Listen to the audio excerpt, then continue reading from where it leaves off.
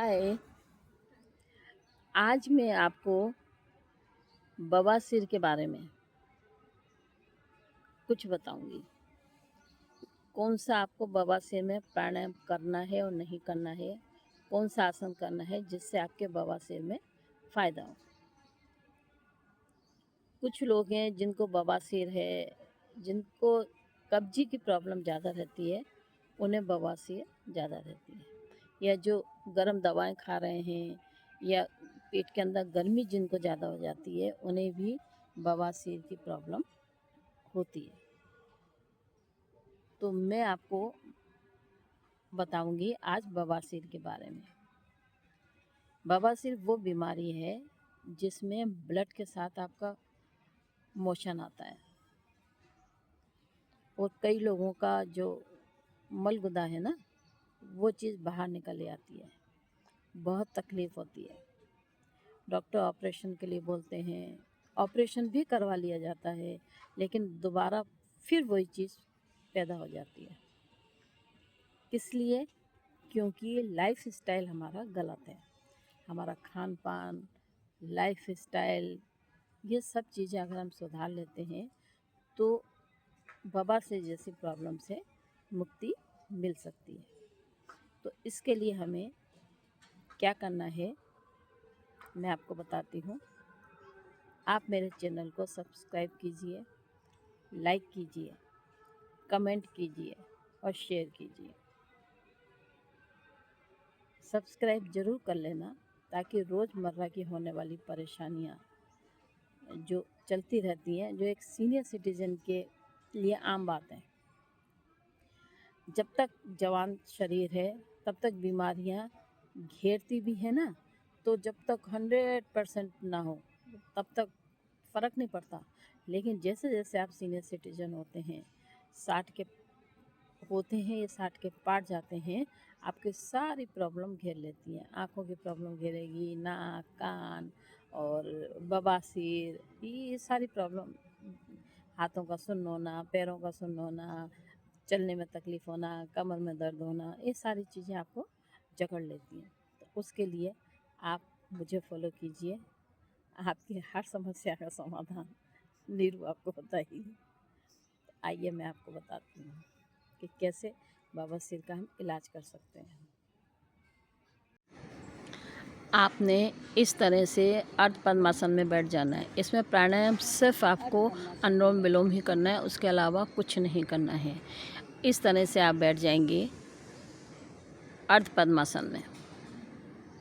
हाथों की चिन्मय मुद्रा बना लें, इसे चिन्मय मुद्रा कहते हैं। सीधी मुद्रा लगाएंगे तो ये ज्ञान मुद्रा बन जाती है, उल्टी करते हैं तो ये चिन्मय मुद्रा है।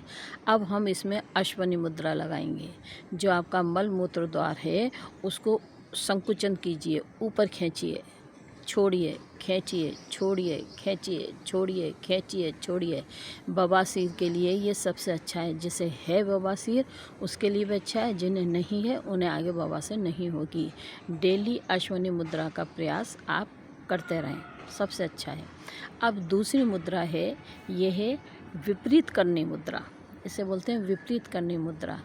इस तरह से आपने जानुशिरासन वाला पोज लगा लेना है और अंगूठा अपने दोनों हाथों की इंडेक्स फिंगर से अंगूठे को पकड़ के अपनी ओर खींचें और निगाह दोनों अंगूठों के बीच से, अपने दोनों जो आपके इंडेक्स फिंगर है ना उसके बीच से सामने देखते चले जाएं।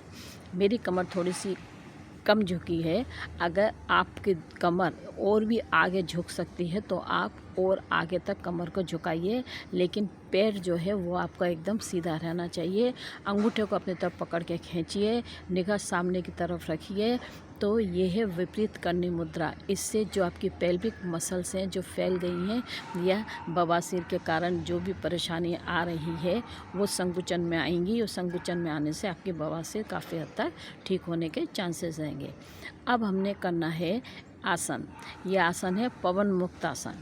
इसमें आपके पेट की जितनी भी गैस है, जितनी भी वायु है, वो सारी सारी अपने रास्ते से पास आउट होती है, वो अंदर रुकेगी नहीं। क्योंकि जो पेट के अंदर वायु जिनके ज़्यादा बनती है वो भी एक बवासीर का कारण हो सकता है।